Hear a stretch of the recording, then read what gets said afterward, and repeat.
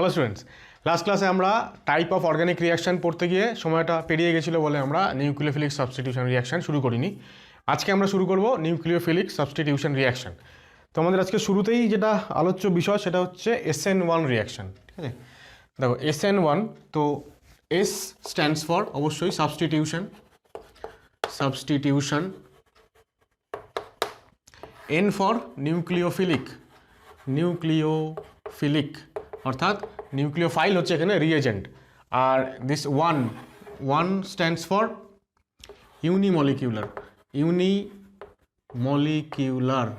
ইউনিমলিকিউলারের বাংলা হচ্ছে এক আণবিক, অর্থাৎ যে সমস্ত রিয়াকশানে একটা মাত্র অণু অংশগ্রহণ করে বা একটা মলিকিউল অংশগ্রহণ করে।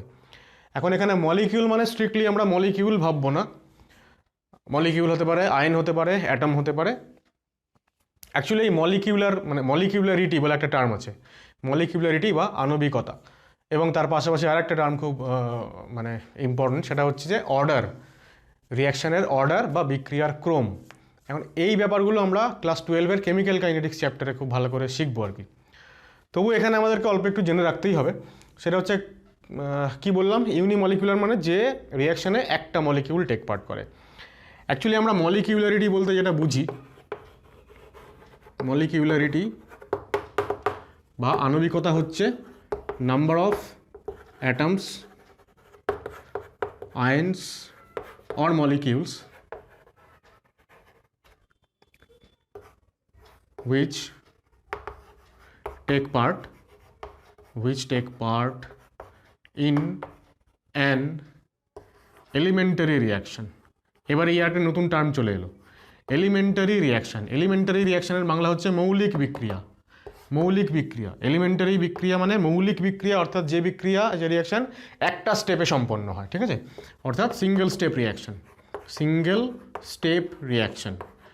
এখন একটা রিয়াকশান কটা স্টেপে কমপ্লিট হচ্ছে তার বেসিসে রিয়াকশান দু রকমের, সিঙ্গেল স্টেপ আর মাল্টি স্টেপ, অর্থাৎ এলিমেন্টারি এবং কমপ্লেক্স রিয়াকশান। মাল্টি স্টেপগুলোকে আমরা কমপ্লেক্স রিয়াকশান বলি। এখন আবার মাল্টি স্টেপ রিয়াকশানগুলোর ক্ষেত্রে বা কমপ্লেক্স রিয়াকশানগুলোর ক্ষেত্রে আমরা দেখি যে ধরা যাক একটা রিয়াকশান 4টে স্টেপে সম্পন্ন হচ্ছে। তো প্রত্যেকটা স্টেপের স্পিড মানে রেট অফ রিয়াকশান একই রকম হবে তার কোনো মানে নেই। 4টের মধ্যে যে স্টেপটা স্লোয়েস্ট, অর্থাৎ যে স্টেপটা সব থেকে ধীর গতি সম্পন্ন, সেই পার্টিকুলার স্টেপটাকে বলা হয় রেট ডিটারমাইনিং স্টেপ। ঠিক আছে, লিখছি আমি কারণ এই টার্মগুলো আমাদের খুব জানা দরকার। যেমন মলিকিউলারিটি জানলাম, মলিকিউলারিটি দুটো জিনিস আমরা নতুন জানলাম, এক হচ্ছে মলিকিউলারিটি, দুই হচ্ছে এলিমেন্টারি রিয়াকশান মানে হচ্ছে সিঙ্গেল স্টেপ রিয়াকশান। থার্ড আমরা যেটা নতুন জানবো এখন সেটা হচ্ছে, সেটা কি বললাম এক্ষুনি আমি, রেট ডিটারমাইনিং স্টেপ, RDS সংক্ষেপে আমরা বলি। ঠিক আছে, বা বাংলায় বললে রেট মানে হার নির্ণায়ক ধাপ, মানে যে ধাপের উপরে, যে স্টেপের উপরে ওভারঅল রিয়াকশন রেট ডিপেন্ড করে। ঠিক আছে, তাহলে overall reaction rate of a complex, that is bracket লিখছি, মাল্টি স্টেপ রিয়াকশন ডিপেন্ডস আপন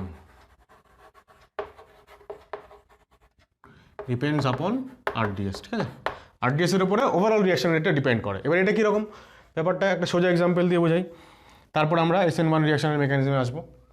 এখন এই RDS বা রেট ডিটারমাইনিং স্টেপ, এইটাকে খুব সহজে এবং খুব সংক্ষেপে বোঝানোর জন্য আমি দুটো এক্সাম্পল ব্যবহার করে থাকি সবসময়। এখন তার মধ্যে একটা এক্সাম্পল আমি বলছি। প্রথমে তো আমি এটা বলি যে সাপোজ A থেকে B তৈরি হবে, A হচ্ছে রিয়াক্ট্যান্ট আর B হচ্ছে প্রোডাক্ট। এইবার দেখা গেল যে প্রথম স্টেপে A থেকে C আর D তৈরি হচ্ছে এবং পরবর্তীকালে সেই C আর D নিজেদের মধ্যে রিয়াকশান করে B তৈরি করছে। ঠিক আছে, তাহলে এই দুটো স্টেপে রিয়াকশান সম্পন্ন হলো। ওভারঅল রিয়াকশান যদি আমি কাউন্ট করি তাহলে দেখো C আর D বাঁ দিকে আর ডান দিকে কেটে যাবে পরস্পর, তাহলে ফাইনালি পড়ে থাকবে A থেকে B। তাহলে এই ওভারঅল রিয়াকশানটা করানোর জন্য আমাকে দুটো স্টেপে রিয়াকশান সম্পন্ন করতে হলো। এইবার A থেকে B কত তাড়াতাড়ি তৈরি হবে, কত ফাস্ট তৈরি হবে, সেইটা ডিপেন্ড করবে কার উপরে, এই দুটো স্টেপের মধ্যে যে স্টেপটা স্লো তার উপরে। ঠিক আছে, সাপোজ এই প্রথম স্টেপটা হচ্ছে স্লো, আর পরবর্তী স্টেপটা হচ্ছে ফাস্ট, তাহলে এই স্লো স্টেপের উপরে ডিপেন্ড করবে যে রিয়াকশানটা কত তাড়াতাড়ি হবে, ওভারঅল রিয়াকশানটা। সেই জন্যই আমরা বলছি যে যখন অনেকগুলো স্টেপ হচ্ছে, ঠিক আছে, 3টে 4টে 5টা স্টেপ, তখন তাদের মধ্যে সবথেকে স্লো যেটা, that is the slowest step, ঠিক আছে। এখানে আমি লিখিনি কোথাও না, আচ্ছা এটা আমি লিখে রাখি যে overall reaction rate depends upon RDS, এখানে একটু অ্যাড করে নাও, which is the slowest step, ব্যাস স্লোয়েস্ট স্টেপ। এবার আমি এক্সাম্পলে আসি। ধরা যাক 3জন বন্ধু মিলে প্ল্যান করছে, তারা স্কুলে আছে, স্কুল থেকে তারা পালাবে টিফিনের সময়, পালাতেই পারে। এবার 3জন প্ল্যান করলো যে স্কুল থেকে বেরিয়ে খানিকটা দূরের একটা সার্টেন জায়গা, সেখানে গিয়ে তারা মিট করবে, এবং 3জন একসঙ্গে অবশ্যই বেরোবে না, তাহলে ধরা পড়ে যেতে পারে। তো 3জন আলাদা আলাদা টাইমে তারা বেরোবে, এবং স্কুলের বাইরে একটা সার্টেন টাইম বলা হলো যে দুপুর এতটার সময় আমরা 3জন ওখানে মিট করব। এবার এই প্রসেসটা, এটা ওভারঅল একটা টিম গেম, 3জনের উপর ডিপেন্ড করছে। তাহলে এই মিশন সাকসেসফুল আমরা কখন বলবো? যদি দেখা যায় যে ওই পার্টিকুলার নির্দিষ্ট সময়ে 3জনই ওখানে মিট করেছে। এখন ধরা যাক 3জনের মধ্যে একজন আছে যে যার কি বলবো, ফিটনেস খুব একটা ভালো নয়, ঠিক আছে, পাঁচিল টপকে আদৌ যেতে পারবে কিনা সন্দেহ আছে। তো এইরকম অবস্থায় আমরা এটা এক্সপেক্ট করব যে বাকি দুজন যারা অনেক ফিট ফিজিক্যালি, তারা খুব অনায়াসেই পাঁচিল টপকে ওখানে চলে যেতে পারবে এবং ওই জায়গাটায় গিয়ে নির্দিষ্ট সময় পৌঁছে যেতে পারবে, ওদেরকে নিয়ে কোনো টেনশন নেই। কিন্তু টেনশন কাকে নিয়ে? যে হচ্ছে খুব ভালো দৌড়াতে পারে না, লাফাতে পারে না। ভেবে দেখো, তাহলে যে ব্যক্তিরা খুব ভালো লাফাতে পারছে না, দৌড়াতে পারছে না, যদি দেখা যায় যে সে যদি টপকে যায় পাঁচিল এবং টপকে গিয়ে নির্দিষ্ট সময় সেইখানে গিয়ে উপস্থিত হয়, তাহলে সে যদি পারে, তাহলে বাকি দুজন অবভিয়াসলি পারবে।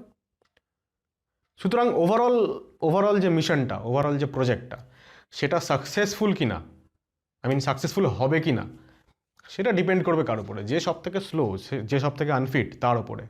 সে যদি তার কাজটা ঠিক করে করতে পারে, তাহলে বাকিরাও ডেফিনেটলি পারবে। বরং উল্টোটা, বাকিরাও পেরে গেল, তাহলে সেই আনফিট ব্যক্তিও লাফাতে পারবে, সেটা নাও হতে পারে। সুতরাং ওভারঅল মিশন কমপ্লিট তখনই হবে যখন যে স্লোয়েস্ট, যে সব থেকে বেশি আনফিট, সে যদি তার কাজটা ঠিক করে করতে পারে। সেই রকমই এখানেও তাই, যে স্টেপটা স্লো, সেই স্টেপটাই ফাইনালি ওটাই ডিসাইড করবে যে ওভারঅল রিয়াকশন কত তাড়াতাড়ি হবে। ঠিক আছে, ধরা যাক এই স্টেপটা হতে 10⁻⁻10 সেকেন্ড সময় লাগলো, মানে উইদিন নো টাইম। যখনই C+D তৈরি হওয়ার সঙ্গে সঙ্গে ওরা, মানে চোখের পলক ফেলার বহুক্ষণ আগে C+D তৈরি হয়ে তার কনভার্ট হয়ে গেছে বিতে। কিন্তু এ থেকে যদি C+D তৈরি হতে যদি 5 সেকেন্ড সময় লাগে, তা কী বলবো আমরা? ওভারঅল রিয়াকশান কার উপর ডিপেন্ড করবে? যেটা স্লো স্টেপ তার উপর ডিপেন্ড করবে। এইটা যদি 5-এর বদলে 1 হয়, তাহলে রিয়াকশান রেট বাড়বে, কারণ সেকেন্ড স্টেপটা তো খুব তাড়াতাড়ি, খুব ফাস্ট হচ্ছে, ফলে ও কোনো টাইমই নেবে না। সুতরাং ওভারঅল রিয়াকশান রেট যে রেটের উপর ডিপেন্ড করবে, সেটা হচ্ছে কোন স্টেপ? সেটা হচ্ছে স্লো স্টেপ, এবং সেইটাই হচ্ছে রেট ডিটারমাইনিং স্টেপ। ঠিক আছে, এবার এখানে আরও একটা কথা উল্লেখযোগ্য, সেটা হচ্ছে যে এই যে আমরা একটু আগে বললাম মলিকিউলারিটি। সাধারণত কি হয়, যখনই কোনো রিয়াকশানস এরকম মাল্টি স্টেপ হচ্ছে, অনেকগুলো স্টেপ হচ্ছে, তখন আমরা শুধুমাত্র এই স্লোয়েস্ট স্টেপটাকেই কনসিডার করি। ঠিক আছে, রিয়াকশানের মলিকিউলারিটি কত হবে, ওভারঅল রিয়াকশানের মলিকিউলারিটি কত হবে, অ্যাকচুয়ালি ওভারঅল রিয়াকশানের কোনো মলিকিউলারিটি হয় না, প্রত্যেকটা আলাদা আলাদা স্টেপের মলিকিউলারিটি হয়। স্টিল আমরা যেটা সব থেকে স্লো স্টেপ RDS, সেই স্টেপটাকে মলিকিউলারিটি ওইটাকেই আমরা প্রাধান্য দিই, মানে সেই স্টেপে কতগুলো মলিকিউল টেক পার্ট করছে। যেমন ধরো এখানে শুধুমাত্র A রিয়াকশান করছে, একটাই স্পিসিস, তাহলে এই স্লো স্টেপের মলিকিউলারিটি কত? 1, অর্থাৎ এটা একটা ইউনিমলিকিউলার রিয়াকশান। যদিও পরবর্তী স্টেপে দুটো মলিকিউল রিয়াকশান করছে, বাইমলিকিউলার রিয়াকশান, স্টিল ওভারঅল রিয়াকশানটাকে আমরা ইউনিমলিকিউলার বলে ধরে নিই। ঠিক আছে, সেই কারণে আমরা SN1 স্ট্যান্ডস ফর ইউনিমলিকিউলার, এটা বলেছিলাম। ঠিক আছে, এটা কপি করো। এরপর আমরা মেকানিজম বলছি SN1 রিয়াকশানের। আচ্ছা, রিয়াকশান মেকানিজম বা বিক্রিয়ার ক্রিয়া কৌশল, এটার মানে হচ্ছে স্টেপ বাই স্টেপ কোনো একটা রিয়াকশানের প্রোগ্রেস, কীভাবে রিয়াকশানটা রিয়াক্ট্যান্ট থেকে আপ টু প্রোডাক্ট যাচ্ছে, সেই যে জার্নিটা, ওটাকেই আমরা এক্সপ্লেইন করি এবং সেটাকে আমরা বলি রিয়াকশান মেকানিজম। তো কী হচ্ছে, SN1 রিয়াকশান হচ্ছে একটা মাল্টি স্টেপ রিয়াকশান। সাধারণভাবে আমরা এটা পড়ে থাকি যে SN1 রিয়াকশন হচ্ছে SN2 রিয়াকশন হচ্ছে সিঙ্গেল স্টেপ, একটা স্টেপে ঘটে, আর SN1 রিয়াকশন দুটো স্টেপে ঘটে। কিন্তু আমি এখানে SN1 রিয়াকশন দুটো স্টেপে ঘটে প্রিসাইসলি এইটা আমি বলতে চাইছি না, কারণ দুটোর বেশি স্টেপেও ঘটতে পারে। এবার একটা স্টেপে ঘটবে না এটুকু শিওর, কারণ এটা একটা এলিমেন্টারি রিয়াকশন নয়, দুটো স্টেপে মিনিমাম দুটো স্টেপে ঘটে। একটা স্টেপে ঘটে হচ্ছে SN2 বিক্রিয়া, যেটা আমরা পরে পড়বো, ঠিক আছে? তো কি হচ্ছে দেখো, আমি প্রথমে একটা এক্সাম্পল আলোচনা করি। ধরা যাক কার্বন, এখানে ধরো মিথাইল, এখানে হাইড্রোজেন, এখানে ইথাইল, আর এখানে একটা ব্রোমিন আছে, লিভিং গ্রুপ, ঠিক আছে? আচ্ছা, হেডিংটা যেখানে দিলাম আমরা SN1, ওখানে ব্র্যাকেটে অ্যালকিল হ্যালাইড লিখে রাখতে পারো, বা এটার উপরেও অ্যালকিল হ্যালাইড লিখে রাখতে পারো। আমরা এখন অ্যালকিল হ্যালাইডেরই আলোচনা করব, এরপর আমরা অ্যালকোহল, ইথার, ওইগুলো পরে আলোচনা করব, ঠিক আছে? তো কি হচ্ছে প্রথম স্টেপে এই যে ব্রোমাইড আয়নটা এটা বেরিয়ে যাচ্ছে, মাইনাস Br মাইনাস, মানে এই যে ব্রোমিন যে বন্ড পেয়ারটা ছিল, বন্ড পেয়ারটাকে নিয়ে ব্রোমিন বাইরে চলে যাচ্ছে, CBr বন্ডের হেটেরোলাইটিক ফিশন হচ্ছে। যেহেতু কেবলমাত্র বন্ড ব্রেকিং হচ্ছে, বন্ড ব্রেক করতে গেলে এনার্জি লাগে, মানে সিস্টেমকে এনার্জি দিতে হবে, তাই না? তাহলে সিস্টেম যদি এনার্জি নেয় তাহলে সিস্টেমের নিজস্ব এনার্জি বাড়বে, স্টেবিলিটি কমবে, তাই সিস্টেম ওটাকে রেজিস্ট করবে, ওটা হতে চাইবে না। যেহেতু হতে চাইবে না, কিন্তু ফাইনালি তো রিয়াকশনটা হবেই, কারণ ওভারঅল এনার্জি চেঞ্জ অবশ্যই রিয়াকশনটাকে ফেভার করবে। কিন্তু ইনিশিয়ালি এই পার্টিকুলার স্টেপটার ক্ষেত্রে যেহেতু কেবলমাত্র বন্ড ব্রেকিং হচ্ছে, যেটা এনার্জেটিক্যালি আনফেভারেবল, তাই জন্য এই স্টেপটা খুব স্লোলি হয়, ঠিক আছে? তাই জন্য আমরা এখানে লিখবো এটা একটা স্লো স্টেপ, এবং ডেফিনেটলি স্লো হলেই সেটা রেট ডিটারমাইনিং স্টেপ, ঠিক আছে? তো দেখো একটা জিনিস উল্লেখ করি আমি এখানে শুরুতেই, সেটা হচ্ছে যে এই যে পার্টিকুলার কার্বনটা দেখতে পাচ্ছ, এটার সঙ্গে এখানে আমি স্টার দিলাম। স্টার কেন? কারণ আমরা কখন স্টার দিই, যখন কোনো একটা sp3 কার্বন কাইরাল হয়, ঠিক আছে? এই কার্বনের সঙ্গে চারটে আলাদা আলাদা বন্ড যুক্ত আছে, তাই এটা কাইরাল কার্বন, প্রথম কথা। দ্বিতীয় কথা হচ্ছে এই কার্বনটা হচ্ছে sp3 হাইব্রিডাইজড, এটুকু লিখলাম। এইবার কি হচ্ছে দেখো, তৈরি হবে এখানে methyl, carbon, hydrogen and ethyl, ঠিক আছে? ব্রোমিন যখন বেরিয়ে চলে গেল, তখন এই কার্বনের তিনটে বন্ড পেয়ার রইল বলে কার্বন পজিটিভলি চার্জড, কার্বনের তিনটে সিগমা বন্ড, তাই পজিটিভ চার্জ। এবার পজিটিভ চার্জ মানে কি? মানে হচ্ছে এই যে কার্বন যে অরবিটাল দিয়ে এখানে বন্ড করেছিল, একটা sp3 অরবিটাল দিয়ে বন্ড করেছিল, তাহলে সেই অরবিটালটা ভ্যাকেন্ট হয়ে গেল, ঠিক আছে? যে মুহূর্তে একটা sp3 অরবিটাল ভ্যাকেন্ট হলো, তখন কার্বন আর নিজের হাইব্রিডাইজেশনটাকে sp3 রাখতে চাইবে না। কেন চাইবে না? কারণ sp3 যদি এখনও থাকে, তাহলে এখনও মানে এর পরবর্তীকালেও কার্বনের এই যে বন্ডগুলো আছে তাদের মধ্যেকার অ্যাঙ্গেল 109 ডিগ্রি 28 মিনিট। কিন্তু আমরা কেমিক্যাল বন্ডিং চ্যাপ্টারে VSEPR থিওরিতে আমরা জেনেছি যে গ্রুপসগুলো সবসময় কী হবে, পরস্পরের থেকে ম্যাক্সিমাম ডিস্টেন্স মেনটেন করার চেষ্টা করবে, যাতে করে তাদের মধ্যেকার ইলেকট্রনিক রিপালশনসগুলো কম হয়। তাহলে যখনই একটা গ্রুপ বেরিয়ে চলে যাবে, তখন বাকি তিনটে গ্রুপ এবার একটু রিল্যাক্স হয়ে বসার জায়গা পাবে, এবং তারা আরেকটু পরস্পরের থেকে দূরে সরে গিয়ে ট্রেনে ওই 4 জনের সিটে যখন বসে থাকে, একজন চলে যায়, তখন 3 জন একটু রিল্যাক্সড হয়ে বসতে পারে, সেরকম ব্যাপারটা আর কি। তো একজন যেই চলে গেল, এবার বাকি 3 জন একটু রিল্যাক্সড হলো, পরস্পর থেকে একটু দূরে সরে গিয়ে 109 ডিগ্রি থেকে বন্ড অ্যাঙ্গেল বাড়িয়ে কত করে দিল? বন্ড অ্যাঙ্গেল করে দিল 120 ডিগ্রি, রাইট? অর্থাৎ এই কার্বনটা এখন sp2 হাইব্রিডাইজড। আমি এটা মুছে দিচ্ছি, কেমন দেখতে লাগে। sp2 হাইব্রিডাইজড হয়ে গেল কার্বনটা, sp2 হাইব্রিডাইজড। এবং দেখো এখানে sp3 ছিল, sp3 মানে একটা s আর 3টে p মিলিয়ে করেছিল হাইব্রিডাইজেশন। এবার যেই একটা বন্ড ভেঙে গেল, তখন ও নিজে পাল্টে গিয়ে হয়ে গেল sp2 মানে একটা s আর 2টো p, তাহলে একটা p অরবিটাল ভ্যাকেন্ট থেকে গেল, ঠিক আছে? তাই একটা p অরবিটাল যদি ভ্যাকেন্ট থাকে, তাহলে সেই p অরবিটালটাকে আমি এখানে এঁকে দিলাম। কার্বোক্যাটায়নের রিঅ্যারেঞ্জমেন্ট বা কার্বোক্যাটায়নের বৈশিষ্ট্য পড়ানোর সময় আমি বলেছিলাম যে যখন কার্বোক্যাটায়ন তৈরি হবে, কার্বোক্যাটায়ন সবসময় প্রেফার করবে একটা হাইব্রিড অরবিটালের তুলনায় একটা পিওর p অরবিটালকে ফাঁকা রাখার জন্য। সেই জন্যই ও কী করলো, ফাঁকা sp3 অরবিটাল রাখতে পছন্দ করলো না, কনভার্ট হয়ে গেল নিজেই sp2-তে, যাতে করে ও একটা p অরবিটাল ফাঁকা রাখতে পারে, ঠিক আছে?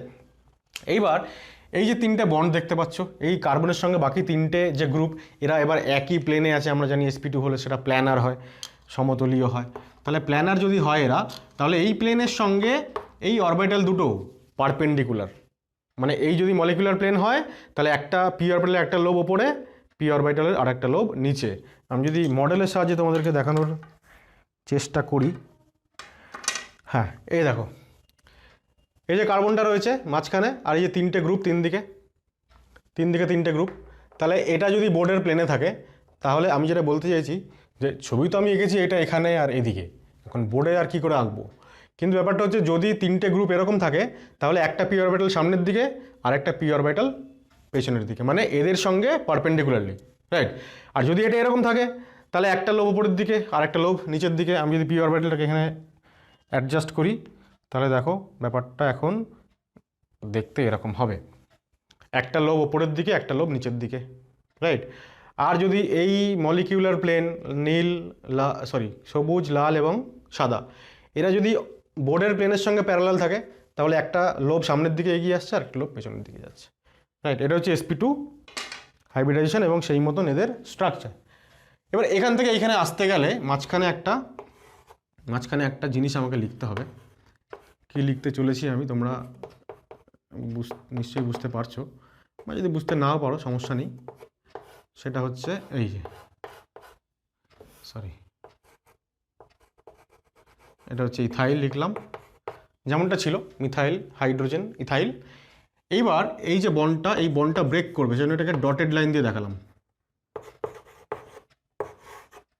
এটাকে আমরা বলি ট্রানজিশন স্টেট, মানে সিস্টেমটা একটা ট্রানজিশন পিরিয়ডের মধ্যে যাচ্ছে, এটা পরিবর্তন আসছে ওর মধ্যে। কি আসছে পরিবর্তন? না, এই বন্ডটা ভাঙতে শুরু করেছে, ঠিক আছে। তো এইটা ডেল্টা মাইনাস আর এটা ডেল্টা প্লাস। এটাকে অ্যাকচুয়ালি আমরা বলবো TS1। যখনই কোনো বন্ড মেকিং বা বন্ড ব্রেকিং এই সমস্ত ঘটবে, তখনই সেটা কোনো একটা TS এর থ্রু দিয়ে যাবে, ট্রানজিশন স্টেটের থ্রু দিয়ে যাবে। ট্রানজিশন স্টেট কিন্তু কোনো কম্পাউন্ড বা কোনো মলিকিউল, মানে তার কোনো ওইরকম কোনো এক্সিস্টেন্স নেই।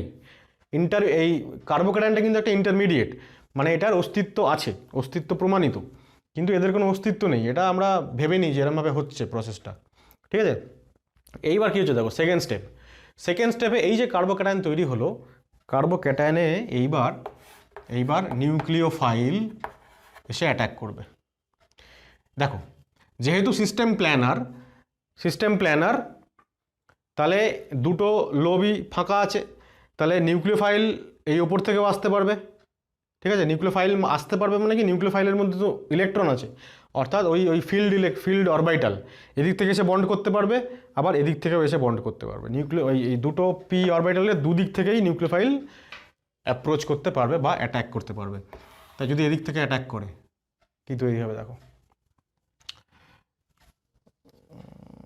কোথায় গেল, হ্যাঁ এই যে দেখো, এখানে হাইড্রোজেন, এখানে ইথাইল, আমরা যেখানে লিভিং গ্রুপ ছিল সেখানে আমরা নিউক্লিওফাইলকে বসিয়ে দিলাম। আমি প্লাস লিখছি, কেন প্লাস লিখছি দেখো, আরেকটা অপশান কি বললাম এই মাত্র, যে নিউক্লিওফাইলটা এখান থেকে অ্যাটাক না করে উল্টো দিক থেকেও, মানে এইখান থেকেও অ্যাটাক করতে পারে। খুব ভালো করে লক্ষ্য করো, মিথাইল আর ইথাইলের মাঝখানে যে লোবটা, সেখান থেকে অ্যাটাক করেছে, তার ফলে মিথাইল আর ইথাইলের মাঝামাঝিতেই নিউক্লিওফাইলটা আছে। যদি এই দিক থেকে অ্যাটাক করতো, তাহলে হাইড্রোজেন আর মিথাইলের মাঝখানে আমি নিউক্লিওফাইলকে আমাকে জায়গা দিতে হতো। সেক্ষেত্রে আমি ওটাকে এরকমভাবে লিখব, আমি সিম্পলি এইখানে হাইড্রোজেন আর ইথাইলের পজিশনটাকে এক্সচেঞ্জ করে দিলাম। তাহলে আমি দেখতে পাচ্ছি যে নিউক্লিওফাইল এখন মিথাইল আর হাইড্রোজেনের মাঝখানেই আছে, কারণ এদিক থেকে যদি উল্টো দিক থেকে যদি অ্যাটাক করে, ঠিক আছে। তো এই যে দুটো তৈরি হলো, এদেরকে আমরা কি বলি, যেহেতু এটা একটা কাইরাল কার্বন, যখনই SN1 রিঅ্যাকশনের সাবস্ট্রেট কাইরাল হবে, সাবস্ট্রেট কাইরাল মানে যে কার্বনের সঙ্গে লিভিং গ্রুপটা যুক্ত আছে সেই কার্বন যদি কাইরাল হয়, তাহলে এই কেসটা। যদি সেই কার্বনটা কাইরাল না হয়, তাহলে ঠিক এই রকম দুটো কম্পাউন্ড তৈরি হবে না। আমরা এদেরকে কি নামে চিনি, এরা পরস্পরের মিরর ইমেজ রিলেশনশিপ মেনটেন করে, অর্থাৎ এরা পরস্পরের এনানসিওমার, ঠিক আছে। আমরা প্লাস মাইনাস মিক্সচার বলি, ঠিক আছে। প্লাস মাইনাস কেন বলি, কারণ একজন যদি ডেক্সট্রো রোটেটারি হয় আর একজন লিভো রোটেটারি, ওই জন্য। বা একজন যদি আর হয় অন্যজন এস, ঠিক আছে। আমি আর বা এস যে কোনো কনফিগারেশন নিয়েই শুরু করি না কেন, আর থেকে শুরু করলেও আর প্লাস এস পাবো, এস থেকে শুরু করলেও আর প্লাস এস পাবো, যদি লিভিং গ্রুপটা যে কার্বনের সঙ্গে যুক্ত সেটা যদি কাইরাল হয়, তো যেটা এখানে হয়েছে। তাই এদেরকে আমরা আরেকটা কী নামে জানি, রেসিমিক মিক্সচার, ঠিক আছে। এবার এখানেও আরেকটা ব্যাপার আছে, সেটা হচ্ছে যে যখন এখান থেকে এইটা তৈরি হচ্ছে, তো এখানেও আমি লিখব, কি যে মিথাইল, এই যে ধরো কার্বন, এখানে ধরো হাইড্রোজেন আছে, ইথাইল আছে, আর এই নিউক্লিওফাইলের সঙ্গে বন্ড, সেই বন্ড এবার তৈরি হচ্ছে, ঠিক আছে, প্রসেস চলছে তৈরি হওয়া। এবার যখনই আমরা ট্রানজিশন স্টেট আঁকি তখনই তার মাথায় একটা হ্যাশ সাইন দিই, এখানটা একটুখানি এই হ্যাশ ফ্যাশ দিয়ে পুরো জায়গাটা একটু মানে ক্লামজি হয়ে গেল, আশা করি তোমরা বুঝতে পারছো আমি কি বলতে চাইছি। তো এটা হচ্ছে TS2, সেকেন্ড ট্রানজিশন স্টেট, যে ট্রানজিশন স্টেটে প্ল্যানার কার্বোক্যাটায়ন থেকে প্রোডাক্ট মলিকিউল তৈরি হচ্ছে, ঠিক আছে। এবার এখানে একটা কথা আমার বলার, সেটা হচ্ছে যে যদি এই যে কার্বনটা যেটার সঙ্গে লিভিং গ্রুপ যুক্ত আছে সেটা যদি কাইরাল না হয় তখন কি হবে। কাইরাল যদি না হয় তাহলে এই কম্পাউন্ড এবং এই কম্পাউন্ড এক্স্যাক্টলি আইডেন্টিক্যাল হবে, তখন আমাকে আর প্লাস দিয়ে দুটো আলাদা লিখতে হবে না। এখন তো এরা আলাদা কম্পাউন্ড, তাই প্লাস দিয়ে আলাদা লিখেছি। যদি এই কার্বনটা কাইরাল না হয় তাহলে আলাদা করে লেখার দরকার নেই, তখন একটা সিঙ্গেল প্রোডাক্ট তৈরি হবে। এখানে কিন্তু দুটো প্রোডাক্ট তৈরি হয়েছে, ঠিক আছে। খুব কেয়ারফুল থাকবে এই জায়গাটা নিয়ে। আমি এইটা মুছে সেকেন্ড আরেকটা বানাচ্ছি আমি, যেখানে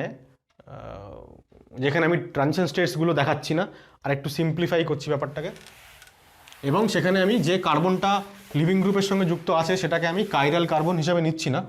সিম্পলি আমি যদি এরকম বলি যে ধরো মিথাইল কার্বন, এখানে একটা মিথাইল, এখানে একটা মিথাইল, এবং এখানে লিভিং গ্রুপ সাপোজ ব্রোমিন। এবার কি হচ্ছে, প্রথমে RDS, আচ্ছা আমি মেকানিজম তো একবার লিখলাম, আমি আর মেকানিজম লিখছি না, ঠিক আছে, ডাইরেক্ট আমি প্রোডাক্ট লিখব। প্রোডাক্ট যদি লিখি আমি তাহলে অবশ্যই আমি এখানে মিথাইল দিলাম, এখানে নিউক্লিওফাইল দিলাম, এবং আমি এখানে লিখব যে সিঙ্গেল প্রোডাক্ট। বোর্ড এক্সামে SN1 রিয়াকশনের মেকানিজম লেখো, এরকম কোয়েশ্চেন আসে, সেক্ষেত্রে প্রথমে এটা লিখলাম সেটাও লিখতে পারো, বা যদি এটা লিখতে চাও তাহলে এটাও উইথ ওই TS ইন্টারমিডিয়েট সব সমেত লিখতে হবে, ঠিক আছে। তাই হচ্ছে মেকানিজম। এবার এই মেকানিজমটা লেখানোর সময় আমি যা বললাম সেইগুলো আমি একটু দু চার কথা লেখাই, তাহলে তোমাদের পুরো ব্যাপারটা পরবর্তীকালে মেমোরাইজ করতে বা রিভিশন করতে অনেক সুবিধা হবে, ঠিক আছে। এটা কপি করে নাও। তাহলে আমরা লিখব যে কতগুলো পয়েন্ট লিখি, যে ইন ফার্স্ট স্টেপ, প্রথম স্টেপে কি ঘটলো, প্রথম স্টেপে লিভিং গ্রুপ বেরিয়ে চলে গেল, ঠিক আছে, এই হয়ে গেল ফার্স্ট স্টেপ, কপি করো। সেকেন্ড হচ্ছে since carbocation C+ intermediate, since is planar, এটা যেহেতু প্ল্যানার sp2 লিখছি ব্র্যাকেটে। এখানে একটা কথা বলে রাখি, সেটা হচ্ছে এই যে রেসিমিক মিক্সচার বলে বলছি আমি, কি আসলে যেটা আমি বললাম যে দুখানা স্টিরিও আইসোমার, একজন আর হলে অন্যজন এস, ঠিক আছে, যারা পরস্পরের এনঅ্যানসিওমার ওই নামে ওদেরকে ডাকা হয়। মানে যে সমস্ত দুটো স্টিরিও আইসোমার তাদের মধ্যেকার যদি এরকম রিলেশনশিপ হয় যে একজন অন্যজনের মিরর ইমেজের মতন দেখতে, তাহলে তাদেরকে পরস্পরের এনঅ্যানসিওমার বলে, অপটিক্যাল আইসোমার এরা। তো সেই ক্ষেত্রে তাদের যদি ইকুয়াল অ্যামাউন্টের মিক্সচার হয়, ইকুয়াল মোল 50% যদি থাকে দুজনে, তাহলে সেটাকে আমরা রেসিমিক মিক্সচার বলবো, ঠিক আছে। যেহেতু এখানে দুদিক থেকেই অ্যাটাক করতে পারছে নিউক্লিওফাইল, তাহলে দুদিক থেকেই অ্যাটাক করার কি বলবো প্রবাবিলিটি সেম, তাহলে মিক্সচার তৈরি হওয়ার 50% করে দুটো তৈরি হওয়ার সম্ভাবনাও অনেকটাই, সুতরাং রেসিমিক মিক্সচারই তৈরি হবে। তাহলে আমরা এখানে কি লিখব, যে it is equimolar mixture of 2 এনানশিওমার্স। ঠিক আছে, দুটো এনানশিওমারের ইকুইমোলার মিক্সচারটাই হচ্ছে রেসিমিক মিক্সচার। দেখো আমি এখানে একটা জিনিস লিখেছি, এটাকে আন্ডারলাইন করো। উই ক্যান গেট, মানে আমরা পেতে পারি, সবসময় যে পাই তা নয়, কিন্তু সবসময় পাই না কেন সেটা আবার আমি পরে বলছি, অবশ্যই তার এক্সপ্লেনেশন আছে। ঠিক আছে, তাহলে আপাতত এইটুকু লিখলাম। এরপর থার্ড স্টেপ লেখো, রেট ডিটারমিনিং স্টেপ RDS। সেখানে কেবলমাত্রই রিয়াকশান কী করলো, সাবস্ট্রেট একা, সাবস্ট্রেট শুরুতেই তার লিভিং গ্রুপকে বাদ দিয়ে দিল, মানে ওটাই হচ্ছে RDS। নিউক্লিওফাইল পরবর্তী স্টেপে আসছে, যেহেতু RDS-এ স্লোয়েস্ট স্টেপে কেবলমাত্রই একটাই স্পিসিস অংশগ্রহণ করছে, সেটা হচ্ছে সাবস্ট্রেট। তাই আমরা বলবো যে ওভারঅল রিয়াকশান রেট নিউক্লিওফাইলের উপরে ডিপেন্ডই করে না। নিউক্লিওফাইল কত স্ট্রং, কত উইক, তার কনসেন্ট্রেশন কত বেশি, তার উপরে ডিপেন্ডই করে না, only depends upon concentration of substrate. ঠিক আছে, যে রেট ইকুয়েশনটা এরকম লিখি, রেট ইকুয়েশন কীরকম লিখি দেখো, R ইকুয়াল টু কে মানে হচ্ছে rate constant, this into RX। যেহেতু আমরা অ্যালকিল হ্যালাইড উপরে হেডিং দিয়েছি, তাই RX এর কনসেন্ট্রেশন লিখলাম, তার উপরে ডিপেন্ড করে রিয়াকশানের রেট। যদি আমরা অ্যালকিল হ্যালাইড না লিখে ইন জেনারেল লিখতে চাই, তাহলে এখানে বানান করে সাবস্ট্রেট লিখতে হবে। ঠিক আছে, তাহলে এইটা হচ্ছে রেট ইকুয়েশন। ঠিক আছে, এই রেট ইকুয়েশানে এটা হচ্ছে রিয়াকশানের রেট, এটা হচ্ছে রেট কনস্ট্যান্ট, এটা হচ্ছে কনসেন্ট্রেশন অফ রিয়াক্ট্যান্টস, এক্ষেত্রে সাবস্ট্রেট অনলি। এবার দেখো রিয়াক্ট্যান্টের পাওয়ারে কত আছে, এখানে কিছু নেই, মানে 1 আছে। রেট ইকুয়েশনে রিয়াক্ট্যান্টের পাওয়ারে যে সংখ্যাটা থাকে, যদি একটা রিয়াক্ট্যান্ট হয় তো তার পাওয়ারে যে সংখ্যাটা আছে সেটা, যদি একাধিক রিয়াক্ট্যান্ট হয় তাহলে প্রত্যেকের পাওয়ারে যে সংখ্যাগুলো আছে তাদের যোগফল, সেটা যা হয় সেটাকে বলা হয় রিয়াকশানের রেট। কি বলা, সরি ভুল বললাম, সেটাকে বলা হয় রিয়াকশানের অর্ডার বা ক্রম। ঠিক আছে, তাহলে এই পার্টিকুলার কেসে যেহেতু সাবস্ট্রেটের মাথায় 1 আছে, কিছু নেই মানে 1 আছে, তাহলে আমরা বলবো যে এই রিয়াকশানের অর্ডার হচ্ছে 1, অর্থাৎ রিয়াকশানটা ফার্স্ট অর্ডার রিয়াকশান। ঠিক আছে, তাহলে আমরা কি লিখব, যে it's a first order reaction. ঠিক আছে, আরেকবার বলে দিচ্ছি, যেহেতু বলতে গিয়ে গন্ডগোল হয়েছিল একবার, যে রিয়াক্ট্যান্টের কনসেন্ট্রেশনের পাওয়ারের যে সংখ্যাটা আছে সেটা, যদি একটা রিয়াক্ট্যান্ট হয়, যদি একাধিক রিয়াক্ট্যান্ট হয় তাহলে প্রত্যেকটা রিয়াক্ট্যান্টের পাওয়ারে, কনসেন্ট্রেশন টার্মের পাওয়ারে যে সংখ্যাগুলো আছে তাদের যোগফল, সেটাই হচ্ছে এই বিক্রিয়ার ক্রম বা রিয়াকশানের অর্ডার। ঠিক আছে, তো সেক্ষেত্রে কি হচ্ছে দেখো, এদিকে আমরা লিখি রিয়াকশান কোঅর্ডিনেট, আর এদিকে আমরা ওয়াই অ্যাক্সিসে আমরা লিখি এনার্জি। ঠিক আছে, তো এইটা হচ্ছে ধরো রিয়াক্ট্যান্টের এনার্জি। রিয়াক্ট্যান্ট মানে আমার এখানে অ্যালকিল হ্যালাইড আর নিউক্লিওফাইল, দুটো স্টেপে রিয়াকশান হবে। তো আমরা এরকমভাবে দেখাই আর কি রিয়াকশানটাকে। এই যে পাহাড়ের মতন একটা পিক তৈরি হলো, এই পিক তৈরি হওয়ার পরে আবার একটুখানি নামলো। ঠিক আছে, এখান থেকে আবার একটা ছোট পিক তৈরি হবে এবং ফাইনালি এই হচ্ছে প্রোডাক্ট। এটা প্রোডাক্টের এনার্জির, এই হচ্ছে তার লেভেল। ঠিক আছে, এই হচ্ছে প্রোডাক্টের এনার্জি। তাহলে এখানে তৈরি হয়ে গেল কে, আর এর সঙ্গে নিউক্লিওফাইলের বন্ড হয়ে গেল, আর এক্স মাইনাস আলাদা হয়ে গেল, এখানে এনইউ মাইনাস ছিল আলাদা। ঠিক আছে, যাই হোক, তো দেখো এই যে প্রত্যেকটা যে পাহাড়ের মতন পিক যে উঠছে, একটা রিয়াকশান কটা স্টেপে ঘটছে এটা হচ্ছে তার প্রমাণ। এই এনার্জি প্রোফাইল ডায়াগ্রাম বা পোটেনশিয়াল এনার্জি ডায়াগ্রামে আমরা যতগুলো এরকম পিক দেখব ততগুলো স্টেপ হচ্ছে। তাহলে প্রথম স্টেপের পরে দিস ইজ রিয়াকশান ইন্টারমিডিয়েট, এটা হচ্ছে কার্বোক্যাটায়ন যেটা তৈরি হয়েছিল সেইটা। ঠিক আছে, এইটা হচ্ছে এই যে হাইয়েস্ট যে পিকটা, এইটা হচ্ছে TS, ট্রানজিশন স্টেট 1, এটা হচ্ছে ট্রানজিশন স্টেট 2। কার্বোক্যাটায়ন যারা তৈরি হবে ইন্টারমিডিয়েট, সে সবসময় একটা ইন্টারমিডিয়েট সবসময় দুটো ট্রানজিশন স্টেটের মাঝখানে থাকবে। তাহলে ট্রানজিশন স্টেট দেখো সব থেকে বেশি এনার্জেটিক, এনার্জি সব থেকে বেশি ট্রানজিশন স্টেটগুলোর, তাই জন্য ওদের মানে অস্তিত্বই নেই কোনো। ঠিক আছে, ইন্টারমিডিয়েটের এনার্জি খানিকটা কম, মানে স্টেবিলিটি খানিকটা বেশি, তাই এদেরকে কখনো কখনো আইসোলেটও করা যায়। কিন্তু TSগুলো কখনোই কোনো কম্পাউন্ড বা আয়ন ওই রকম কিছু নয়। ঠিক আছে, ওটা একটা হাইপোথেটিক্যাল ব্যাপার। এবার দেখো এখানে আরও একটা জিনিস বলার, সেটা হচ্ছে এই যে কার্বোক্যাটায়ন, থেকে আমরা কি পেলাম প্রোডাক্ট। যদি কার্বোক্যাটায়নটা রিঅ্যারেঞ্জড হতো, একটা কার্বোক্যাটায়ন সাপোজ হাইড্রাইড শিফট হওয়ার একটা হলো, বা ধরো হাইড্রাইড শিফট হওয়ার পরে রিং এক্সপ্যানশন হলো, আরেকটা কার্বোক্যাটায়ন তৈরি হলো, সেখান থেকে আবার হাইড্রাইড শিফট হলো, আরেকটা কার্বোক্যাটায়ন তৈরি হলো। তাহলে এইগুলো প্রত্যেকটা কিন্তু একটা স্টেপ। আমরা কার্বোক্যাটায়ন রিঅ্যারেঞ্জমেন্টের মেকানিজম করেছিলাম, সেখানে আমরা TS বানিয়েছিলাম, ট্রানজিশন স্টেট বানিয়েছিলাম। তাহলে কতগুলো স্টেপ সেইটা চেনার উপায় কি, কতগুলো ট্রানজিশন স্টেট হচ্ছে সেটা। যতগুলো স্টেপ হবে, ধরো সাবস্ট্রেট থেকে কার্বোক্যাটায়ন তৈরি হলো, ফার্স্ট স্টেপে একটা ট্রানজিশন মাঝখানে আছে। কার্বোক্যাটায়ন থেকে প্রোডাক্ট তৈরি হলো, সেখানে একটা ট্রানজিশন স্টেট আছে। তো যতগুলো ট্রানজিশন স্টেট হবে আমরা বলবো SN1 রিয়াকশনটা ততগুলো স্টেপে সম্পন্ন হচ্ছে। ঠিক আছে, এখানে দুটো ট্রানজিশন স্টেট, তো দুটো স্টেপ।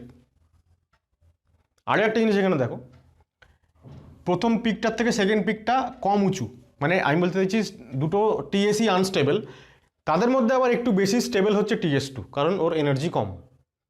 ঠিক আছে, সাপোজ একটা বলকে তুমি এখান থেকে ওঠাচ্ছ, উঠিয়ে তুমি এখান থেকে গড়িয়ে দিলে, ঠিক আছে, বলটা এখান থেকে এসে এদিকে চলে আসার সম্ভাবনা অনেক বেশি। কিন্তু যদি এই পিকটা আরও এরকম উঁচু হতো তাহলে আর এদিকে আসতোই না। ঠিক আছে, রিয়াকশানগুলোর মেকানিজম বা রিয়াকশানগুলোর রেট আমরা ওইভাবেই এই অ্যানালজি দিয়েই আমরা কম্পেয়ার করি। যদি দেখা যেত যে এইটা পিকটা অনেকটা বেশি, TS1 থেকে ছাড়িয়ে যাচ্ছে, তাহলে আমরা বলতাম যে এই পরবর্তী স্টেপটা হবে না, মানে রিয়াকশানটা হবে না আর কি। ঠিক আছে, তাহলে এটার নাম আমরা কি বললাম, এটার নাম আমরা বললাম, দুটো নামে ডাকা যায় একে, এনার্জি প্রোফাইল ডায়াগ্রাম और পোটেনশিয়াল এনার্জি ডায়াগ্রাম। ঠিক আছে, তাহলে একটা SN1 রিয়াকশন দুটো স্টেপে হবে, চারটে স্টেপে হবে, কি করে বুঝবো? যদি কার্বোক্যাটায়ন রিঅ্যারেঞ্জ হচ্ছে তাহলে অনেকগুলো স্টেপে হবে। ঠিক আছে, তো অনেক সময় তোমাকে জিজ্ঞাসাও করতে পারে যে এই পার্টিকুলার SN1 রিয়াকশনটা দুটো স্টেপে হবে না বেশি স্টেপে হবে, কতগুলো স্টেপে হবে? তখন রিয়াকশনের মেকানিজম করে আমাকে দেখতে হবে যে কার্বোক্যাটায়নটা আদৌ রিঅ্যারেঞ্জ হচ্ছে কিনা, হলে কতবার হচ্ছে। যতবার রিঅ্যারেঞ্জ হচ্ছে ততগুলো স্টেপ ওখানে, প্লাস আরও দুটো স্টেপ শুরুতেই, একটা কার্বোক্যাটায়ন তৈরির আর একটা ফাইনালি প্রোডাক্ট তৈরি হওয়ার। ঠিক আছে, তাহলে আমরা 5 নম্বর পয়েন্টে লিখবো যে we can predict স্লো স্টেপে কি হচ্ছে, স্লো স্টেপে রেট ডিটারমাইনিং স্টেপ, যে স্টেপটা রেটকে ডিটারমাইন করছে, সেই স্টেপে কি তৈরি হচ্ছে, কার্বোক্যাটায়ন। তাহলে কার্বোক্যাটায়ন যত বেশি স্টেবল হবে, রিপিট করছি, কার্বোক্যাটায়ন যেটা তৈরি হচ্ছে ফ্রম RDS, ইনিশিয়ালি যে কার্বোক্যাটায়ন তৈরি হচ্ছে সেটার কথা বলছি। কার্বোক্যাটায়ন রিঅ্যারেঞ্জড যদি হয়, তাহলে রিঅ্যারেঞ্জড হওয়ার পরে যে অবস্থায় গেল কার্বোক্যাটায়নটা, সেইটাকে নিয়ে আলোচনা করছি না। কিন্তু দুটো আলাদা সাবস্ট্রেট, এও লিভিং গ্রুপকে লস করেছে, এও লিভিং গ্রুপকে লস করেছে, দিয়ে দুজনেই কার্বোক্যাটায়ন তৈরি করেছে। এইবার যে তৈরি হলো প্রথমেই যে কার্বোক্যাটায়ন দুটো, সেই দুটোকে আমরা কম্পেয়ার করবো, সেই দুটোর মধ্যে যেটা বেশি স্টেবল, সেই পার্টিকুলার রিয়াকশনটা তাড়াতাড়ি হবে।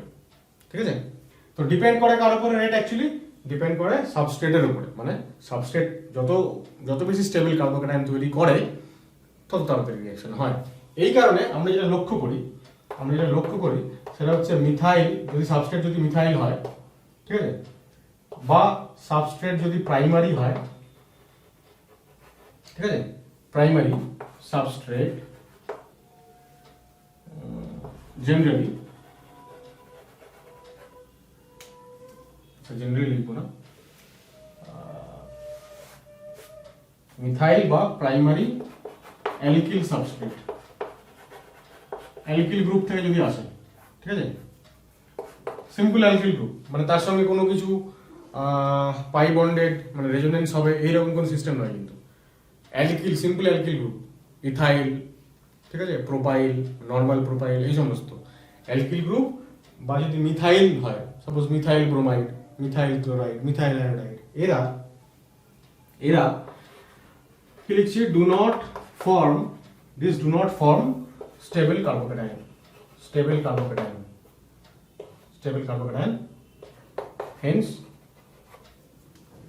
hence do not undergo SN1 reaction. ঠিক আছে, প্রাইমারি বা মিথাইল সাবস্ট্রেট তারা জেনারেলি SN1 রিঅ্যাকশন দেয় না। তাহলে অ্যালকিলদের মধ্যে কারা SN1 রিঅ্যাকশন দেবে, সব থেকে ভালো দেবে টার্সিয়ারি 3 ডিগ্রি যারা, কারণ 3 ডিগ্রি কার্বোক্যাটায়নের তারা তাদের সারাউন্ডিং যে অ্যালকিল গ্রুপগুলো তাদের হাইপার কনজুগেশন বলো বা ইন্ডাকটিভ ইফেক্ট বলো সেগুলো অনেক বেশি, তার ফলে ওই পার্টিকুলার কার্বোক্যাটায়নটাকে ওরা স্টেবিলিটি দিতে পারে। আর সেকেন্ডারি কার্বোক্যাটায়নগুলোও পারে সামওয়াট। তাহলে সেকেন্ডারি আর টার্সিয়ারি যদি সাবস্ট্রেট হয় অ্যালকিল সাবস্ট্রেট, তারা SN1 রিঅ্যাকশন দেবে, সব থেকে ভালো দেবে টার্সিয়ারি। আর প্রাইমারি বা মিথাইল সাবস্ট্রেট তারা SN1 রিঅ্যাকশন দেয় না, ঠিক আছে, বা দিলেও সেই রিঅ্যাকশনের রেট এতই স্লো হয় যে সেটা না এর বরাবর আর কি, ঠিক আছে। এই হয়ে গেল 6টা। লাস্ট যেটা আমি বলবো সেটা হচ্ছে, আমি একটু আগে বলছিলাম কি যে আমরা পেতে পারি, we can get racemic mixture যদি আমার লিভিং গ্রুপের সঙ্গে যুক্ত কার্বনটা কি হয়, কাইরাল যদি হয়। এবার সেটা পেতে পারি, কিন্তু সেটা সবসময় পাওয়া যায় না, কিছু কিছু ক্ষেত্রে অবশ্যই পাওয়া যায়। এবার ম্যাক্সিমাম ক্ষেত্রে পাওয়া যায় না, কেন দেখো, কারণ হচ্ছে যে এই যে কার্বোক্যাটায়ন যেটা তৈরি হলো আর কি, কার্বোক্যাটায়নের সঙ্গে 3 দিকে 3টে বন্ড আছে তো, আর এই যে লোভটা আছে। এখন এই অবস্থায় কার্বোক্যাটায়নকে তো নিউক্লিওফাইল এখান থেকেও অ্যাটাক করতে পারে, নিউক্লিওফাইল এখান থেকেও অ্যাটাক করতে পারে, কিন্তু এই অবস্থাটা আসার আগে, মানে ওই যে ঘটনাটা চলছে সেই ঘটনা চলার সময় সাপোজ কার্বনের এরকম 4টে বন্ড আছে, এখানে লিভিং গ্রুপ আছে, এবার এই বন্ডটা ভেঙে গেল, বন্ডটা ভেঙে গেল যখন, তখন ইনিশিয়ালি এবার এই যে লিভিং গ্রুপ, এই লিভিং গ্রুপটা তো বাইরে চলে যাবে, দূরে চলে যাবে। তা দূরে চলে যাওয়ার আগে পর্যন্ত যে এদের মধ্যে একটা এইরকম একটা অবস্থা তৈরি হবে, মানে দূরে যাচ্ছে, এখনো যেতে পারেনি, এরকম একটা অবস্থা। যত সময় যাবে এ তত দূরে সরবে, ঠিক আছে, দূরে সরে গেল, অনেকটা দূরে সরে গেল। কিন্তু আমি বলছি যে এই যে অবস্থাটায় বন্ড ভেঙেছে কিন্তু লিভিং গ্রুপ এখনো অনেক দূর পর্যন্ত যেতে পারেনি, সেই অবস্থায় কিন্তু এই যে এর যে পি অরবিটালটা, সেই পি অরবিটাল কিন্তু হিন্ডার্ড বাই L-। এবার যেই নিউক্লিওফাইলটা এখানে অ্যাপ্রোচ করতে আসবে, তখনই এই নেগেটিভ চার্জ কি হবে, রিপালশন হবে, রিপালশন হওয়ার ফলে সেই মুহূর্তে এখান থেকে অ্যাটাকটা হবে না, তখন উল্টো সাইড থেকে অ্যাটাকটা হবে, ঠিক আছে। এবার যদি উল্টো সাইড থেকে অ্যাটাকটা হয়, তাহলে কোনো একটা পার্টিকুলার কনফিগারেশনের কি হবে, প্রোডাক্ট তৈরি হবে। জেনারেলি উল্টো দিক থেকে অ্যাটাক যখন হয়, লিভিং গ্রুপ যেদিকে আছে তার উল্টো দিক থেকে যদি অ্যাটাক হয়, আমরা ওটাকে কি নামে, পার্টিকুলার ওই একটা নামে ডাকি ওটাকে, সেটাকে আমরা বলি যে ব্যাক সাইড অ্যাটাক, ঠিক আছে। লিভিং গ্রুপের রেসপেক্টে ব্যাক সাইড থেকে নিউক্লিওফাইল অ্যাটাক করে, আর যখনই ব্যাক সাইড থেকে অ্যাটাকটা হয় এখানে কার্বোক্যাটায়নে, আমি এখানে সাবস্ট্রেটে দেখালাম, সাবস্ট্রেটে হয় না অ্যাকচুয়ালি, SN2 ক্ষেত্রে হয় ওটা। তো যখনই কার্বোক্যাটায়নে যখন ব্যাক সাইড থেকে নিউক্লিওফাইলের অ্যাটাক হয়, তখন ব্যাক সাইড থেকে অ্যাটাক হলে আমরা বলি যে কনফিগারেশনের ইনভার্সন ঘটে। আমরা একটু আগে রেসিমাইজেশন বলে একটা শব্দ পড়লাম, ঠিক আছে, আমি এখানে লিখছি রেসিমাইজেশন। এটার মানে হচ্ছে কি, আমরা রেসিমিক মিক্সচার বললাম, রেসিমিক মিক্সচার মানে হচ্ছে যে পার্টিকুলার প্রোডাক্টটা তৈরি হচ্ছে, আমি বলছি যে সাবস্ট্রেট, এই জায়গাটা একটু মুছে নিয়ে আমি, সাবস্ট্রেট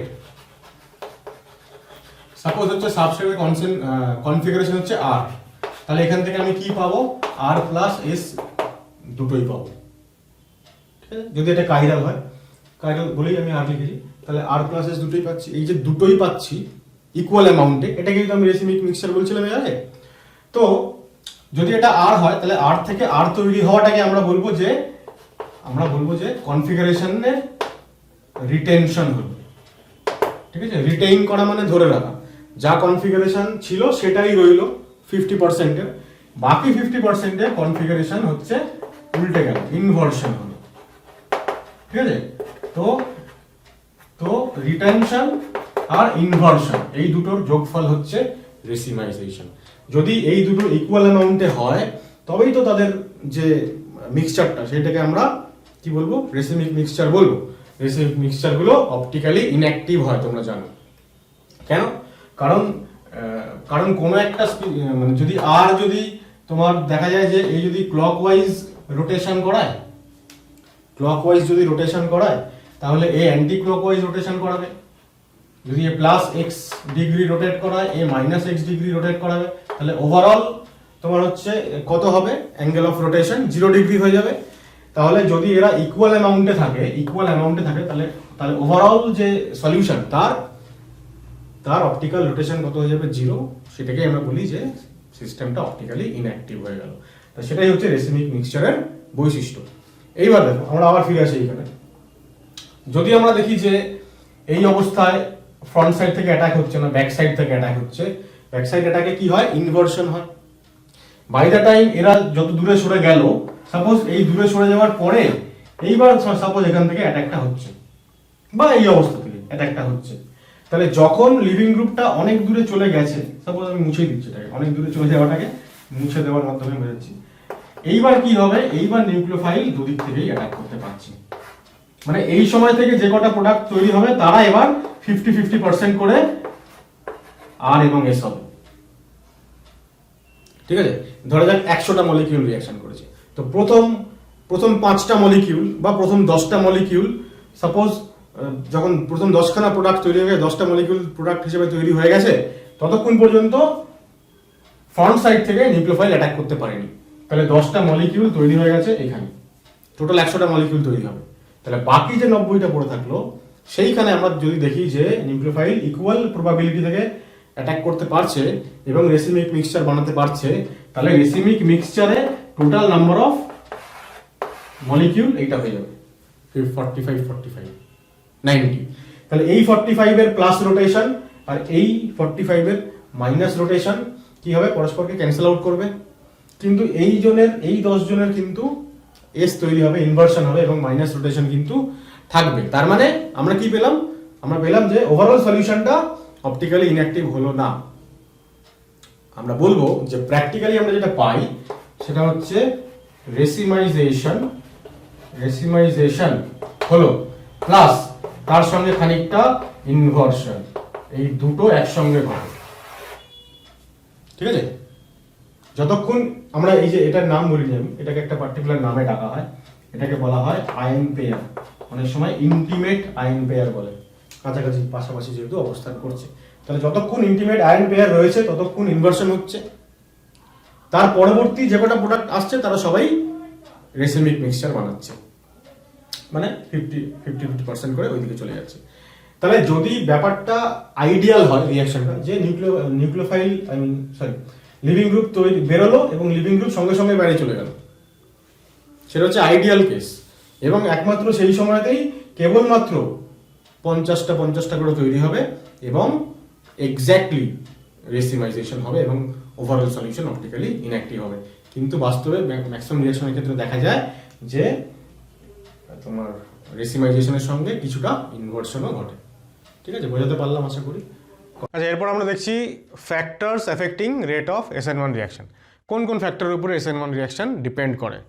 একটা হচ্ছে সাবস্ট্রেট, আমরা একটু জানলাম যে সাবস্ট্রেটটা কীরকম হলে, যদি সাবস্ট্রেট থেকে তৈরি হওয়া কার্বোক্যাটায়ন টারশিয়ারি হয় তাহলে সবথেকে ভালো রিঅ্যাকশন হবে। তো rate varies with stability of carbocation. আমরা এরপরে লিভিং গ্রুপের উপরে কী করে ডিপেন্ড করে সেটা জানবো, সলভেন্টের উপরে কী করে ডিপেন্ড করে সেটা জানবো। তো শুরুতে আমরা সাবস্ট্রেট নিয়েছি, 3টে আপাতত এক্সাম্পল এখানে নিয়েছি। দেখো প্রথম এক্সাম্পলটা 4টে কম্পাউন্ড আছে, দেখো দেখেই বোঝাই যাচ্ছে যে প্রথম যে কম্পাউন্ডটা CH3 C, এটাকে আমরা 1 নম্বর বলছি, এটা আমাদের 2 নম্বর কম্পাউন্ড, এটা 3 নম্বর এবং এটা 4 নম্বর। খুব ভালো করে লক্ষ্য করো, প্রথমটা হচ্ছে টারশিয়ারি, মানে এখান থেকে যদি ব্রোমিনটা বাইরে চলে যায় তাহলে এখানে প্লাস চার্জ হবে এবং সেটা হবে টারশিয়ারি কার্বোক্যাটায়ন, যেটা সবথেকে বেশি স্টেবল। এটা সেকেন্ডারি, ঠিক আছে, এটা প্রাইমারি আর এটা মিথাইল। তাহলে রিঅ্যাকশন রেট সবথেকে বেশি কোথায় হবে, টারশিয়ারিতে, তারপর সেকেন্ডারি, তারপরে প্রাইমারি অ্যান্ড ফাইনালি মিথাইল। আমরা এখানে লিখবো, অ্যাকচুয়ালি লিখে দিই নো SN1 রিঅ্যাকশন, এই SN1 রিঅ্যাকশন দেয়ই না। ঠিক আছে, এটা দেয় রেট এত কম যে প্রায় নেগলিজেবল, আর মিথাইল আর প্রাইমারি জেনারেলি SN2 রিঅ্যাকশন দেয়। ঠিক আছে, পরেরটা দেখো আবারও, এই যে ব্রোমিনটা যে কার্বনে যুক্ত আছে এটা সরাসরি কটা কার্বনের সঙ্গে যুক্ত, একটা, সুতরাং এটা প্রাইমারি সাবস্ট্রেট। ঠিক আছে, এই ব্রোমিনটা যে কার্বনে যুক্ত আছে এটা সরাসরি কটা কার্বনের সঙ্গে যুক্ত, 1টা 2টো 3টে, টারশিয়ারি সাবস্ট্রেট। এটা 2 ডিগ্রি সাবস্ট্রেট, এই কার্বনটা দুদিকে 2টো কার্বনের সঙ্গে যুক্ত। আর এইটা দেখো, এইটা যে যদিও এটা টারশিয়ারি কিন্তু এখানে একটা ডিসপুট আছে, বলছি সেটা। মাঝখানের বন্ডটা দেখো, দেখে বোঝাই যাচ্ছে। তো এখানে আমি যদি এটাকে 1 বলি, এটাকে 2 বলি, এটাকে 3 বলি, আর এটাকে যদি 4 বলি, তাহলে রিয়াকশান রেট সবথেকে বেশি হচ্ছে কার? 2 এর, যেহেতু ওটা টার্সিয়ারি, তারপরে সেকেন্ডারি, তারপরে প্রাইমারি, 4 নম্বরটা লাস্টে। আমরা এটাকে বলি ব্রিজ হেড কার্বন, ঠিক আছে? এটা একটা বাইসাইক্লো কম্পাউন্ড, ঠিক আছে? বাইসাইক্লোর এই ব্রিজ হেডে এই লিভিং গ্রুপটা আছে।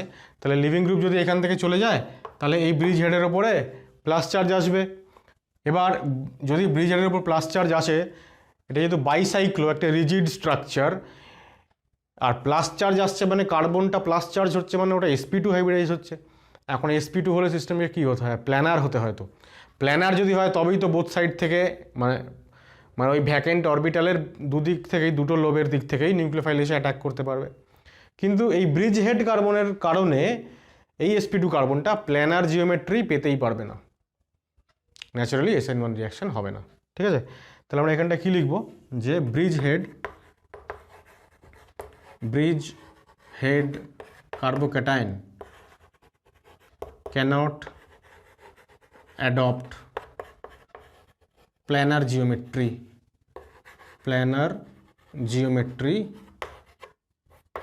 and hence unstable। যেহেতু এটা আনস্টেবল, তাই জন্য এখানে রিয়াকশান হবে না। আমরা লিখব নো SN1, এখানে SN1 হবেই না, রিয়াকশানই হবে না, ঠিক আছে? থার্ড দেখো, এই দুটো সাবস্ট্রেট, যখনই এরকম কোনো সাবস্ট্রেট দেওয়া থাকবে, কী করবে? মনে মনে কী করবে?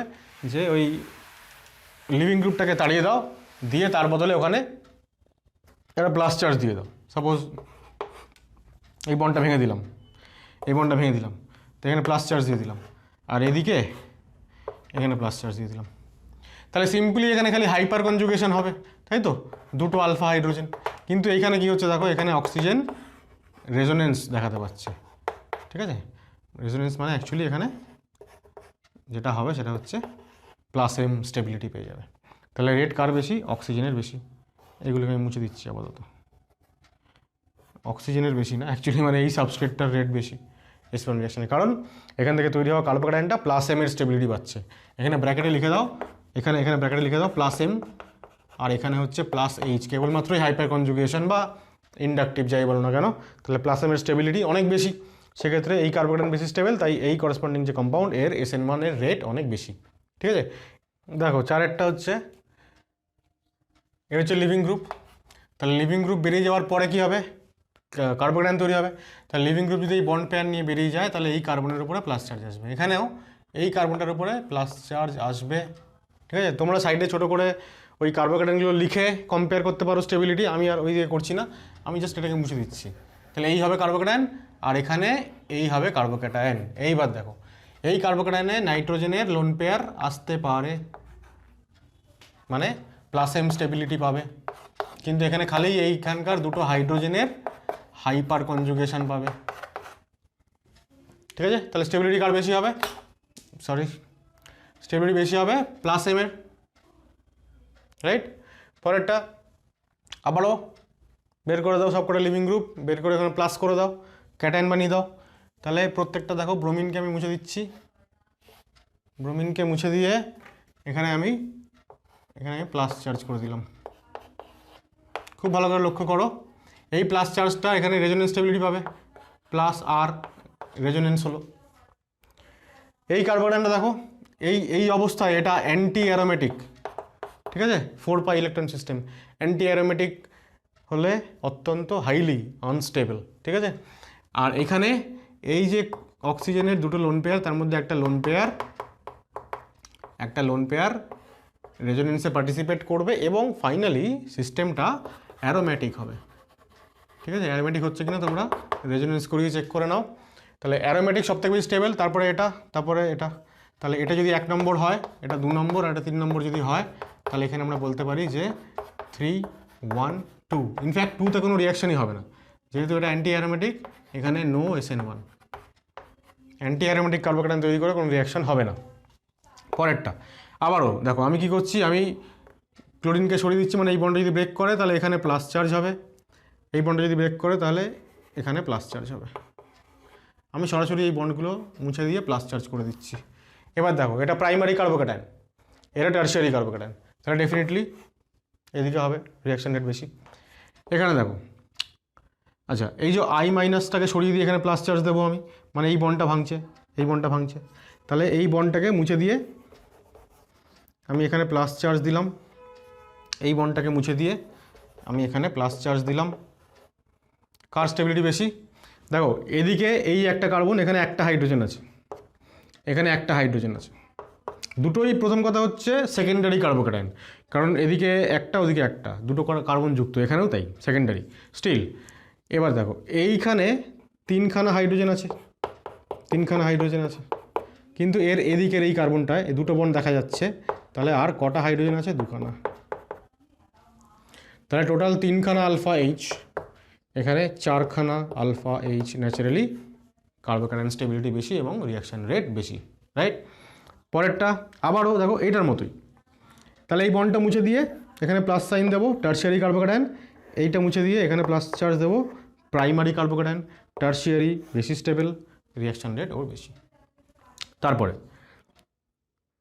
দেখো এটা সেকেন্ডারি কার্বোক্যাটায়ন, মানে যদি চলে যায় এটা, ব্রোমিনটা চলে গেলে এখানে কার্বোক্যাটায়ন সেকেন্ডারি, এই ব্রোমিনটা চলে গেলেও এখানে কার্বোক্যাটায়ন সেকেন্ডারি, কিন্তু এখানে রেজোনেন্সের স্টেবিলিটি পাবে। এই যে বেনজিন বলয় আছে, তাহলে বেনজিন বলয় যদি হয় তাহলে এ রেজোনেন্স স্টেবিলিটি দেবে, কিন্তু এখানে কেবলমাত্রই হাইপার কনজুগেশন, তাহলে রিয়াকশন রেট ওদিকে বেশি।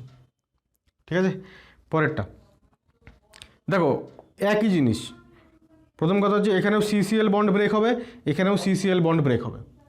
এবার তৈরি হওয়ার পরে যে কার্বোক্যাটায়ন দুটো তৈরি হচ্ছে সেগুলো এক্স্যাক্টলি সিমিলার, ঠিক আছে, কিন্তু কার্বোক্যাটায়নের স্টেবিলিটি সিমিলার হলেও এখানে কি হচ্ছে, যেহেতু এটা Cl37, এবার যখনই কোনো হায়ার আইসোটোপের বন্ড তৈরি হয় তখন সেই বন্ডটা একটু বেশি স্ট্রং হয়।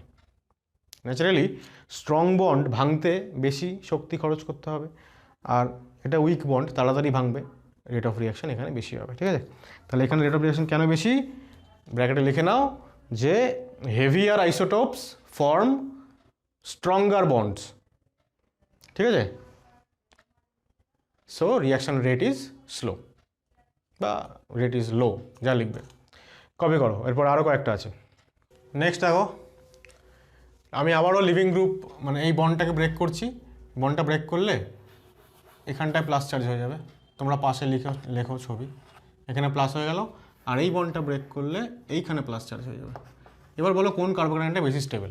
এটা একটা টারশিয়ারি কার্বোক্যাটায়ন, কিন্তু একটা দুটো তিনটে কার্বন সরাসরি যুক্ত, টারশিয়ারি, স্টিল ডান দিকেরটা বেশি স্টেবল কার্বোক্যাটায়ন ফর্ম করবে, কারণ এইটা একটা সিপিএম কার্বোক্যাটায়ন, আগে বলেছিলাম highly stable, exceptionally highly stable, সেই জন্য ওই দিকের কম্পাউন্ডটা বেশি তাড়াতাড়ি SN1 রিয়াকশন দেবে। এখানে দেখো আবারও বন্ড ব্রেক করো, বন্ড ব্রেক করো, বন্ড ব্রেক করো, ঠিক আছে, তাহলে কী হবে, এইখানে প্লাস চার্জ সিপিএম কার্বোক্যাটায়ন, এখানে প্লাস চার্জ দুখানা সিপিএম কার্বোক্যাটায়ন, আর এখানে বন্ড ব্রেক করে দাও তিনখানা CPM carbocation. Naturally stability order হচ্ছে কার্বোক্যাটায়নদের এরকম এবং রিয়াকশন রেটও এরকম। এখানে দেখো এটা একটা 3 member ring, 4 member ring, 5 member ring. আমরা আগে আলোচনা করেছি নিশ্চয়ই যে রিং যত কম মেম্বার রিং হবে তত রিংয়ে স্ট্রেইন অনেক বেশি হবে, অ্যাঙ্গেল স্ট্রেইন। তাহলে আবার যদি এই বন্ডগুলো তুমি ব্রেক করে দাও তাহলে কী হবে, বন্ড ব্রেক করে দিলে এখানে প্লাস চার্জ, এখানে প্লাস চার্জ, আর এখানে প্লাস চার্জ।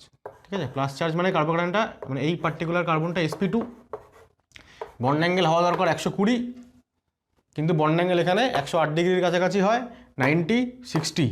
তাহলে যত বন্ড অ্যাঙ্গেল 120 থেকে বেশি ডিস্টেন্সের হবে, মানে ডিফারেন্স যত বাড়বে তত অ্যাঙ্গেল স্ট্রেইন বেশি হবে, অ্যাঙ্গেল স্ট্রেইন বাড়লে কার্বোক্যাটায়নের স্টেবিলিটি কমবে, অর্থাৎ SN1 রিয়াকশান রেট কমবে, তাহলে রিয়াকশান রেট এদিকে। এখন দেখো আমি এখানে কার্বোক্যাটায়নগুলোর লিখেছি, তখন আমি এখানে দিচ্ছি গ্রেটার দেন বা লেস দেন সাইন, অ্যাকচুয়ালি এগুলো সাবস্ট্রেটে দিতে হবে, তো তোমাদের খাতায় সাবস্ট্রেট যেখানে আছে সেখানে তোমরা এই ব্যাপারটা করবে। আর যেগুলো আমি এখন এখানে করছি সেগুলো তোমরা পাশে রাফ ওয়ার্ক করতে পারো বা অন্য কোনো পেজে করতে পারো। নেক্সট দেখো এই যে CH2Cl, তাহলে এই CH2 আর Cl এর যে মধ্যেকার বন্ড সেটা ভেঙে যাবে, সেটা ভেঙে গেলে CH2-র মাথায় প্লাস চার্জ, আর এখানেও CH2-র মাথায় প্লাস চার্জ। এবার একটা সিম্পল অ্যালকিল কার্বোক্যাটায়ন, কিন্তু এখানে সালফারের লোন পেয়ার এখানে দেবে, ফলে প্লাস এম স্টেবিলিটি আছে এর, প্লাস এম স্টেবিলিটি যেহেতু আছে তাহলে রিয়াকশান রেট অনেক বেশি হবে। ঠিক আছে, আবারও বন্ড ভেঙে দাও, দিয়ে প্লাস চার্জ বানাও। এখানে যেই তুমি প্লাস চার্জ বানাবে এটা সিপিএম কার্বোক্যাটায়ন হয়ে গেল, হাইলি স্টেবল। এটা তা নয়, এটা শুধুমাত্র এখানে দুখানা হাইড্রোজেন রয়েছে, ফলে কি হবে আর কি, এখানে হাইপার কনজুগেশন হতে পারে। তাহলে এর স্টেবিলিটি অনেক বেশি, ফলে SN1 রিয়াকশান রেট অনেক বেশি। রাইট, কপি করো। তাহলে এটা ছিল আমাদের SN1 রিয়াকশানের আজকে প্রথম ক্লাস। SN1 রিয়াকশান কমপ্লিট অবশ্যই হলো না, নেক্সট ক্লাসে আমরা ঠিক এরপর থেকে কন্টিনিউ করবো। SN1 রিয়াকশানের মধ্যে আরও অনেক কিছু বলার আছে। তো আজকের ভিডিও এটুকুই থাকলো, আশা করি তোমাদের ভিডিওটা ভালো লেগেছে। যদি ভালো লাগে ডেফিনেটলি একটা লাইক করে দাও ভিডিওটাতে, আর বন্ধুদের সাথে অবশ্যই ভিডিওগুলো শেয়ার করো। আর তোমরা যারা আমার চ্যানেলে নতুন, এখনও পর্যন্ত চ্যানেলটাকে সাবস্ক্রাইব করোনি, তোমাদের কাছে রিকোয়েস্ট করছি তোমরা অবশ্যই চ্যানেলটা সাবস্ক্রাইব করো, বেল আইকন প্রেস করো, যাতে করে নোটিফিকেশানসগুলো পেতে পারো।